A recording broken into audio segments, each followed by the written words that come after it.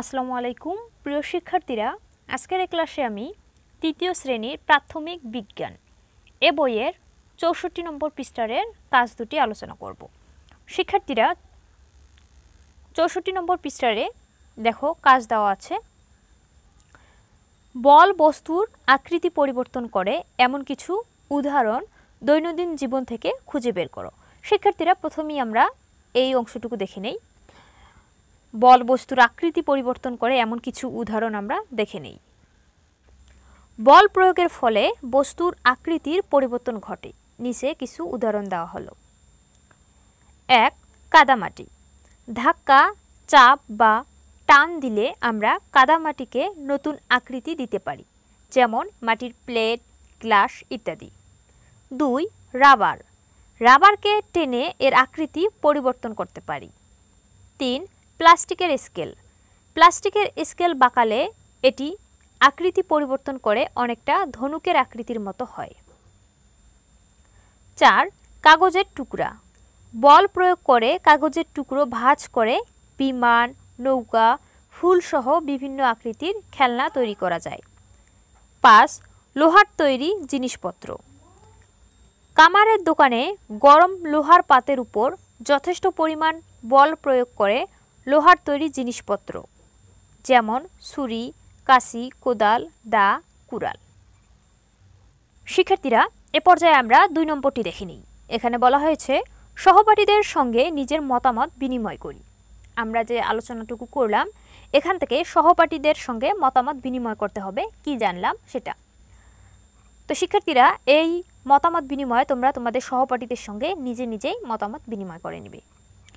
এরপরে দেখো, বল প্রয়োগে বস্তুর আকৃতি পরিবর্তন সম্পর্কে আরও কিছু জানি। বল প্রয়োগের মাধ্যমে বস্তুর যে আকৃতি পরিবর্তন হয় এ সম্পর্কে আমরা আরও কিছু জানব। কিছু জানলাম, আরও কিছু জানব। পদার্থের আকৃতি পরিবর্তনে বলের প্রয়োজন। ধাক্কা, চাপ বা টান দিয়ে আমরা কাদামাটিকে নতুন আকৃতি দিতে পারি। রাবার ব্যান্ডকে টেনে আমরা এর আকৃতি পরিবর্তন করি। প্লাস্টিকের স্কেলকে বাঁকালে এটা অনেকটা ধনুকের আকৃতি লাভ করে। বল সরিয়ে নিলে অনেক বস্তু তার আসল আকৃতি ফিরে পায়, যেমন প্লাস্টিকের স্কেল, রাবার ব্যান্ড। শিক্ষার্থীরা, এই যে প্লাস্টিকের স্কেল এবং রাবার ব্যান্ড, প্লাস্টিকের স্কেলের উপর যখন বল প্রয়োগ করা হলো সেটি বেঁকে ধনুকের মতো হলো, কিন্তু আমরা যদি এই বল সরিয়ে নেই তাহলে কিন্তু এই স্কেলটি আবার স্বাভাবিক হবে, অর্থাৎ যেমন লম্বা ছিল, সোজা ছিল, সেরকমই হবে। আবার রাবার ব্যান্ড, এটাকে টানলে যখন লম্বা হয়ে গেল, অর্থাৎ বল প্রয়োগ করার ফলে রাবার ব্যান্ড লম্বা হয়ে গেল। যখন আমরা বল সরিয়ে নিব তখন কিন্তু আগের অবস্থানে আসবে, আর লম্বা থাকবে না। অনেক বস্তু বল সরিয়ে নেওয়ার পরও আসল আকৃতিতে ফিরে যায় না, যেমন কাদামাটি। শিক্ষার্থীরা, আমরা এতক্ষণ দেখলাম যদি রাবার ব্যান্ড এবং প্লাস্টিকের স্কেলকে বল প্রয়োগ করার পর সে বল ফিরিয়ে নেওয়া হয় বা সরিয়ে নেওয়া হয় তাহলে আগের অবস্থানে ফিরে আসে। কিন্তু এই যে কাদামাটি এবং এরকম অনেক বস্তু আছে যেগুলো বল প্রয়োগ করার পর বল সরিয়ে নিলে আগের অবস্থানে ফিরে আসে না। এই কাদামাটিকে যখন আমরা চাপ দিলাম তখন কাদামাটি চাপড়া হয়ে গেল, কিন্তু যখন আমরা বল সরিয়ে নিলাম তখন কিন্তু কাদামাটি আগের অবস্থানে ফিরে আসবে না, ওই চ্যাপটাই থাকবে। এরপর বাস্তব জীবনে বিভিন্ন বস্তুতে বলের সাহায্যে আকৃতি পরিবর্তন করা হয়, যেমন মশলা বাটার জন্য শিলপাটার সাহায্যে বল প্রয়োগ করা হয় এবং এতে মশলার আকৃতি পরিবর্তন হয়।